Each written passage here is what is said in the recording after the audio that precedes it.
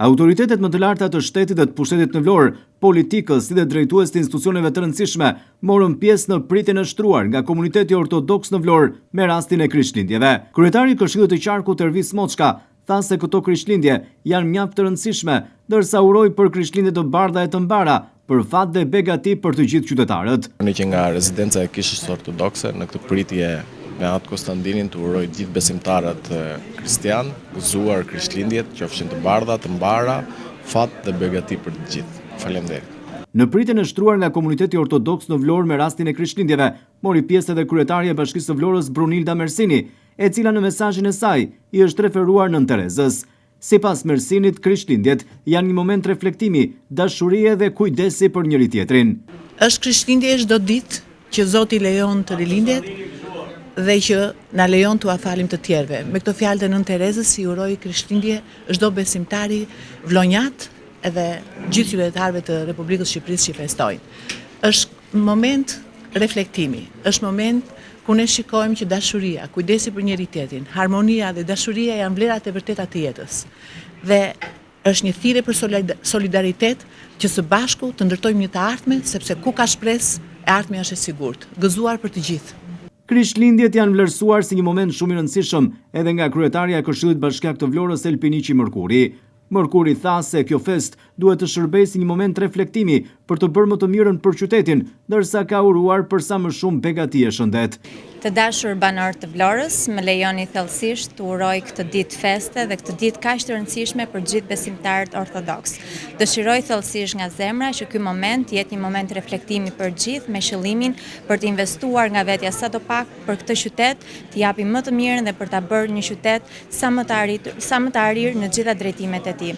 Gëzuar dhe mbi të gjitha 2026 t'u gjej me shëndet të plotë dhe me begati në familjet tuaja. Gëzuar dhe për shumë vjet. Partia Demokratike mori pjesë në pritjen e shtruar nga komuniteti ortodoks me rastin e krishtlindjeve. Kryetari i Partisë Demokratike të Vlorës Hysni Shara tha se krishtlindja është një ngjarje e shënuar, pasi lindja e Krishtit do të thotë mirësi për të gjithë. Ai ka uruar të gjithë qytetarët, ndërsa tha se sot duhet jemi të bashkuar për të dhënë mesazhe paqeje dhe mirëkuptimi. Ardhja në jetë e birit të Perëndis është ngjarja më e shënuar, ai është një augur i mirë, një lajm i mirë, është shpresë, është mirësi për ata të cilët kanë nevojë, është mirësi për ata të cilët ndjehen të vetmuar, të cilët janë të pamundur. Kështu që urimi ynë si Partia Demokratike e Vlorës shkon për komunitetin ortodoks, për gjithë komunitetin e krishterë dhe për gjithë vlonjatët dhe shqiptarët në përgjithësi. Në këtë ditë feste të jemi të bashkuar dhe të japim mesazhet e paqes, mirëkuptimit dhe dashurisë për njëri tjetrin. Faleminderit. Në pritjen e shtruar me rastin e krishtlindjeve, mori pjesë edhe deputetja e Partisë Socialiste të Vlorës Briseida Çakëri. Edhe Çakëri ka uruar me këtë rast. Gëzuar krishtlindjet për të gjithë qytetarët dhe qoftë një vit i mbar dhe i begat. Bekimin e familjes tuaja.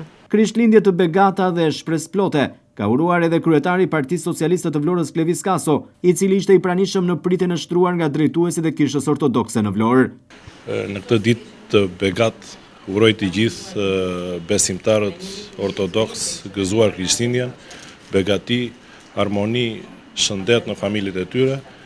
Uroj të gjithë shqiptarët që po ashtu këto prak festat jenë të begata, shpresë plot dhe me shumë durim për të gjithë familjet dhe gjithë shqiptarët. Si rrallë ndonjëherë në këto krishtlindje, në pritjen e shtruar nga Kisha Ortodokse e Vlorës, mori pjesë edhe kryetaria e gjykatës së apelit të jurisdiksionit të përgjithshëm Tiranë Iliba Bezati, e shoqëruar nga bashorti i saj, pedagogu Leonard Bezati.